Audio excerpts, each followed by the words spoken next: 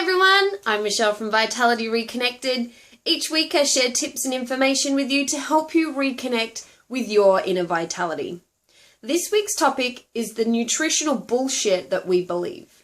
Today I really want to get into some myths that we've totally bought into as a society at large and why they're just utter rubbish and actually doing the worst thing for your health instead of being productive for your health. We've bought into things being good for us and bad for us, and healthy foods are not necessarily healthy once you have some of this information.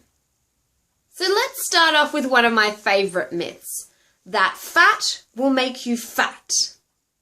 Now, before you start going, oh, Michelle, it's no good to be having fried food and things like that, I'm not against any of that because that's really fantastic information. Because at the end of the day, if something is man-made, then we're not designed to eat it. Here's a simple rule of thumb when it comes to food in general. If it was made by Mother Nature in its raw, real forms, then we were designed to eat it. If it doesn't come from nature, if it comes from a plant, then you probably shouldn't be eating it because something that's made in a factory is generally bad for your health and your body doesn't even recognize it as food. Here's an interesting way that I get people to think of it like. I'm obsessed with this TV show called The Walking Dead, and so many of my clients are, so it works really well. What I tell them is, what would you eat if the zombie apocalypse happened, or if the end of society as we know it happened? There wouldn't be Coles and Woolies and everything that we rely on in our comforting little world anymore. We'd have to go back to what we can hunt, what we can grow, and what we can catch.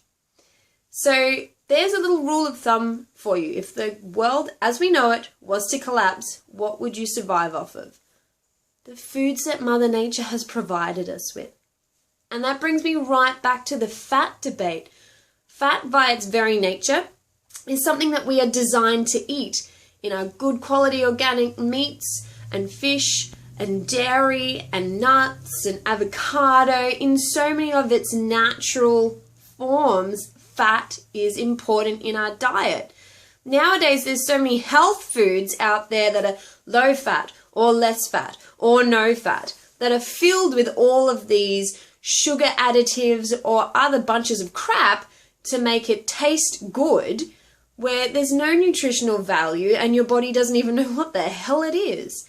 So don't buy into the fat makes you fat because it's the total opposite. We need fat to regulate our hormones, our temperature, and everything else that goes on in our body. We are in need of good quality fat. Myth number 2 is that breakfast cereals are totally healthy for you. This one drives me mental because when you read the list of so much stuff that's in any cereal nowadays, and I'm talking even the organic brands that are natural and all the rest of it, what the hell is that? What are these things that are in there? There's generally sugar and denatured everything imaginable. Colors, flavors, stabilizers, preservatives. It's a chemical cocktail first thing in the morning. There's nothing in there that's nutritionally dense to start your day off with. And the thing is, everything is marketed towards you as being good for you. If you stay away from all of those breakfast foods, you'd be doing a lot of good for your body. Another thing that's marketed to you as being okay on the occasion is soft drinks and juices and things that we tend to think as healthy or sometimes foods. I'm sorry, but in the average tin can of some disgusting substance, there's at least 10 plus teaspoons of sugar. Now, we all know that just by scientific evidence that sugar is on par with cocaine and heroin as to its addictive nature and how it alters our body chemistry. Why would this be okay to have sometimes? Do we say to an alcoholic or a heroin addict, it's okay to have it in moderation? We never do that. So why would food be any different, or the substances that we use as food and drinks nowadays? There's no substitute for water in the body. A lot of people think that they can drink all of these additional liquids and it's replacing water in their body, and it doesn't work that way. The only water for your body is water. Juices is one that confuses people a lot too, because juicing can be good for you when it's done right. We have to think about how much would we actually be able to ingest, because we tend to juice way too much and we would never be able to eat that amount of fruits and veggies in a meal. So let's think about what we could actually ingest so that we don't cause additional stress onto our body.